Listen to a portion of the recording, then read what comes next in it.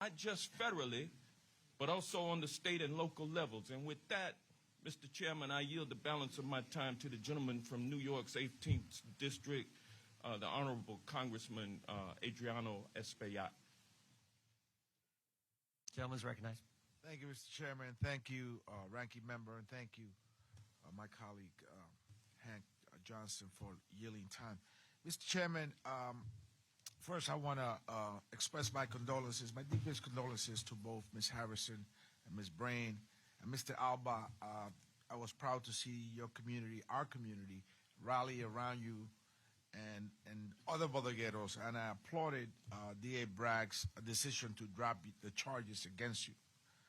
During the 80s and 90s, before I was involved in public service, as a regular citizen of New York, I fought crime and drugs during the crack wars in northern Manhattan. During those years, the 34th precinct used to average over 100 homicides. Let me repeat this: over 100 homicides a year. Myself and my family members were held at gunpoint during those years. Held up at gunpoint. I don't know if any of you here have been held up at gunpoint. This is deeply personal to me. This year, the 34th precinct has witnessed 0 homicides. And last year, although far too many, that same precinct in northern Manhattan witnessed 5 homicides. From 100 to 5, and to this year, 0. But let me say something to you, Mr. Chairman. The common denominator in most homicides across the country is a gun. It's a gun. 80% of the homicides in this country are committed by guns. A young man murdered on 137th Street. A gun. The gentleman from Georgia and yields you back. guys brandish your pins with AR-15. Reprehensible. The gentleman from Louisiana, Mr. Johnson, is recognized for 5 minutes. Thank you, Mr. Chairman. I want to begin by quoting a short excerpt from an important study and legal memorandum that was issued in November by the Heritage Foundation. Listen to this. It's entitled "The Blue City Murder Problem." And this summary statement is a message to all Americans. Gentlemen, suspend for just a second. I would ask that the audience be quiet. The gentleman from Louisiana controls the time. If we could stop press, but the press would please move so we can conduct a hearing. We move aside. Capitol Police, if you could help us just clear that out. The press will be given ample opportunity to talk to folks. We need to clear out and be quiet during the hearing.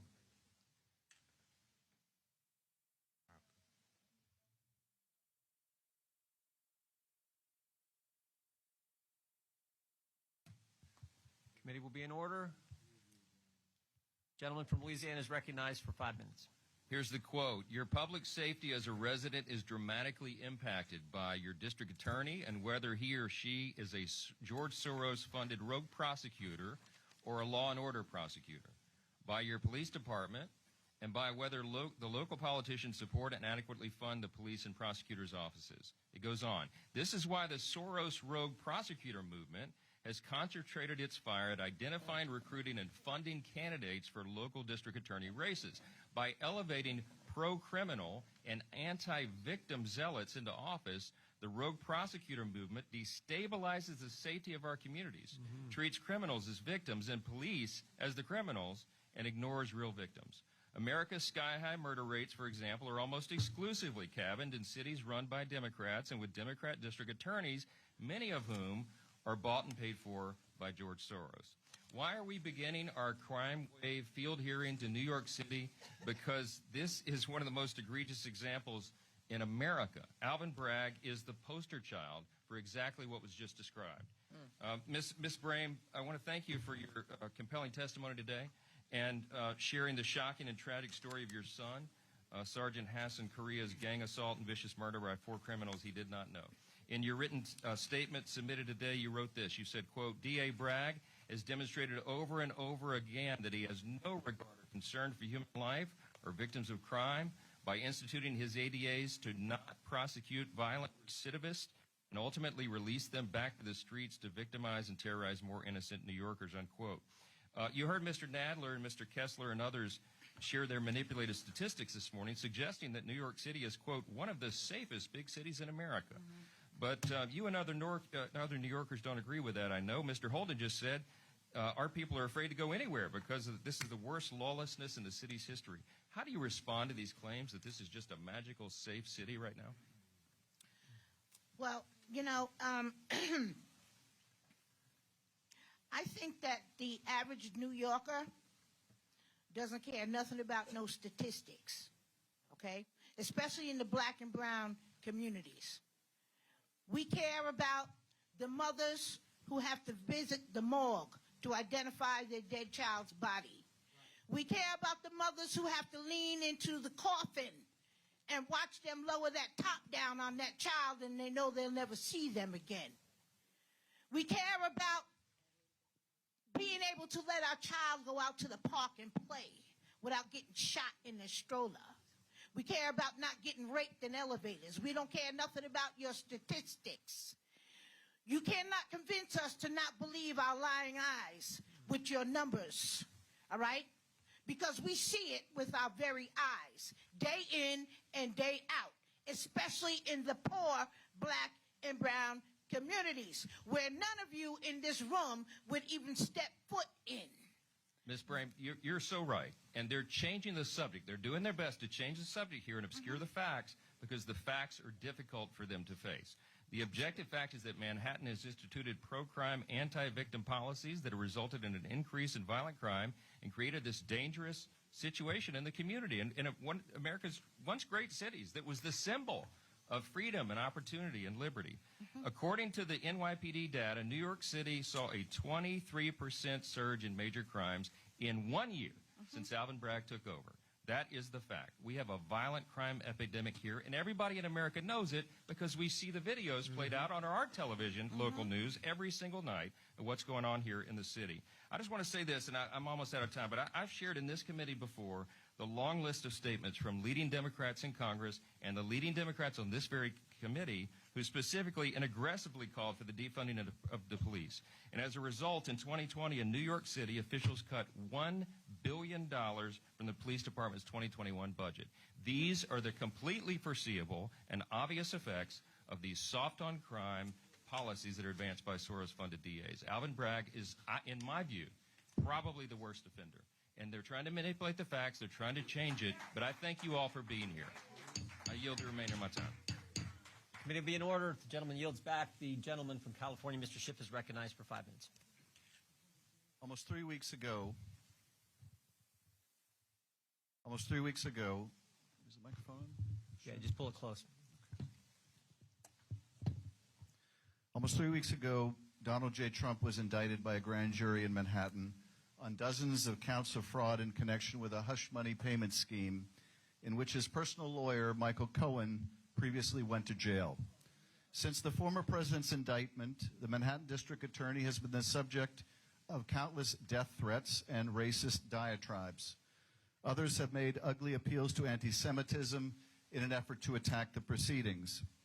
And this committee has used every means at its disposal to disrupt, interrupt, and interfere with the prosecution, demanding documents it has no right to obtain and no jurisdiction to demand, subpoenaing a former district attorney, deputy district attorney, and threatening to subpoena the DA himself, and now holding this hearing in Manhattan in a vain attempt to intimidate or embarrass the prosecutorial authority.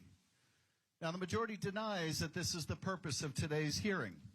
They would have you believe it is a mere coincidence that all of a sudden and out of the blue, the chairman decided that the state of New York is a wonderful place to do a hearing. Not the chairman's home state of Ohio with its high rates of murder, but New York State. And of all the cities in New York, they would pick New York City. And of all the boroughs in New York, they pick Manhattan. Apparently, Manhattan is just lovely this time of year. What a remarkable coincidence, we are meant to believe. Of all the gin joints and all the towns in all the world, we just happened to walk into this one. How absurd. Of course, this is not a coincidence at all. Instead, it is the GOP leadership in Congress doing what it has done best for the last 6 years, and that is to act as the criminal defense counsel for Donald J. Trump. Well, let me tell you this. Let me tell you this. Capitol Police, gentlemen, will suspend. Capitol Police.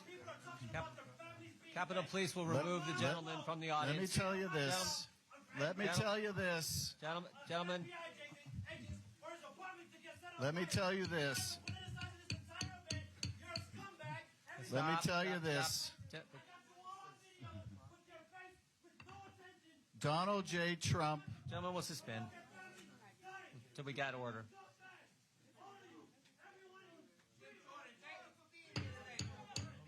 Gentlemen, will suspend. The audience has to be in order. Capitol Police. Capitol Police. Sir.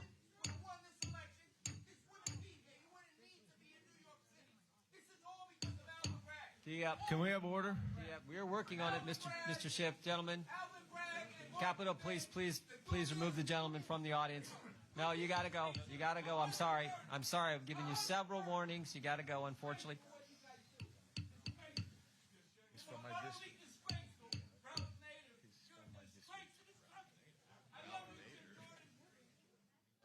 It was a very unfortunate attack on Ralph Nader.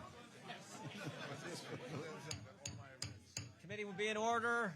Committee will be in order. The gentleman from California. Those comments about Ralph Nader are way out of line.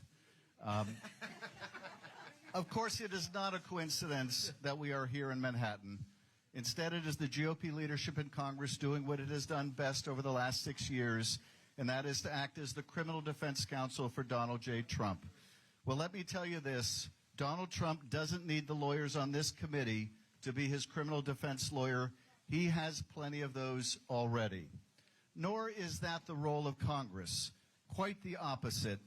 Our role should be to defend the rule of law, not tear it down. We should be defending the principle that no one is above the law, not attempting to establish a new principle that if you are politically powerful enough, you get a pass. We should be defending the independence of the grand jury and the safety of a public servant enforcing the law, not adding to the dangers to both. The Manhattan District Attorney has the burden of proving Donald Trump guilty beyond a reasonable doubt. A jury of ordinary citizens will have the responsibility of determining whether he has met that burden. That this process will be the same for a former president as it would be for his lawyer or his driver or his doorman or his neighbor is the strength of a democracy, not its weakness.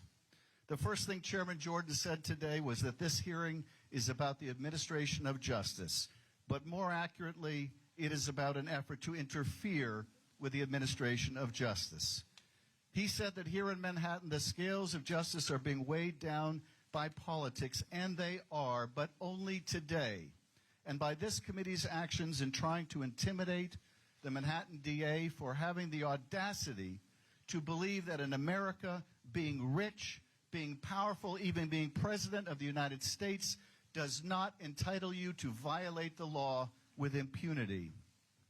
There was a time in America when both parties used to believe in the rule of law, but sadly those days are over.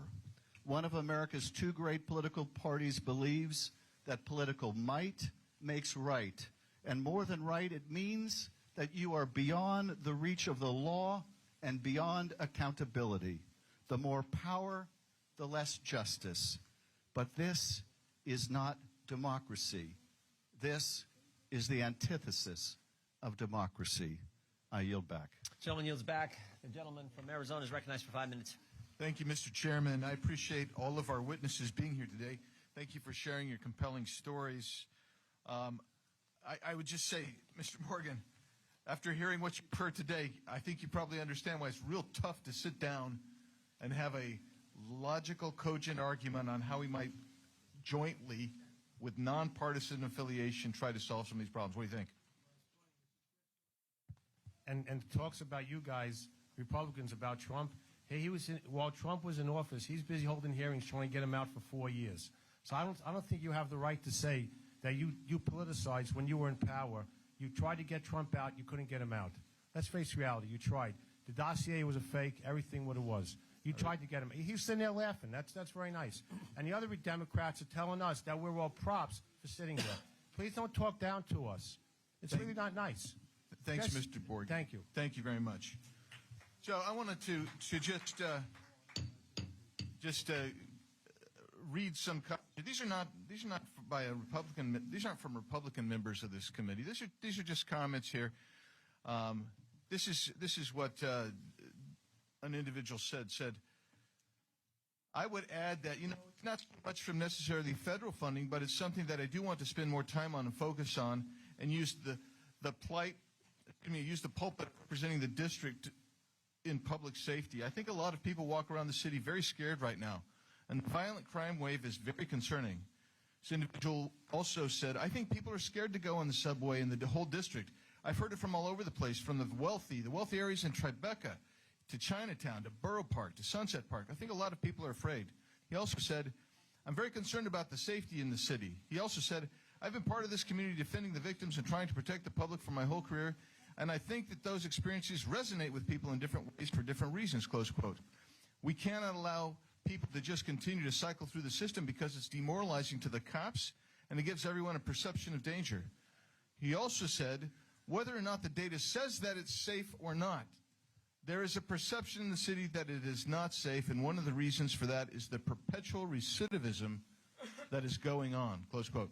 He also said, quote, you've got people randomly being shot on the subways. You've got people randomly being thrown into car trunks and driven to remote places and shot. There's an insecurity not felt in 25 years. It's scary to me and far away the number one issue, close quote. That didn't come from anybody on this side of the aisle. It didn't even come from any of you at the table. It came from Mr. Goldman over there. We sit in his district.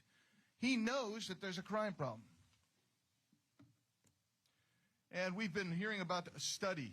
Let me refer you to the Heritage study that my colleague referred to, and I ask that it's Objection. Thank you. Quote, when you remove the crime-infested, homicide-riddled cities from the state murder rate featured in the Third Way study, which was co-authored by Mr. Kessler, you dramatically lower the murder rate for that state, upending their conclusions, his conclusions, and exposing the piece for what it really is, a straightforward attempt at political projection dressed up as a study. That's what you've been hearing about to rebut the stories and the facts of the lives of the victims and the witnesses and those who live in this city today. Mr. Holden, why won't your family go take the subway, the mass transit system in this city? What they've experienced when my daughter took the subway the other day for the first time, she says, I'm not going back because I felt unsafe. People talking to themselves, people screaming. It is terrible. And by the way, if you want to cherry pick numbers from the other side, and I'm a Democrat, but I'm against what I've heard about